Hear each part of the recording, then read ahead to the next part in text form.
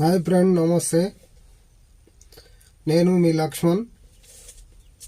నేను ఈరోజు మీడియా గురించి, సోషల్ మీడియాలో కొంతమంది విచిత్రంగా మాట్లాడుతున్నారు, బూతులు మాట్లాడుతున్నారు, భయంకరంగా తిట్టుకుంటున్నారు. అది సమాజానికి మంచి మెసేజ్ కాదు. ఎందుకంటే మనము నిన్ను వలె ఇతరులను ప్రేమించు అని దేవుడు చెప్పాడు. అది మర్చిపోయి నీ ఎదుట కనిపించే ప్రతిదీ చెడు అని నువ్వు భావిస్తే మంచిది కాదేమో.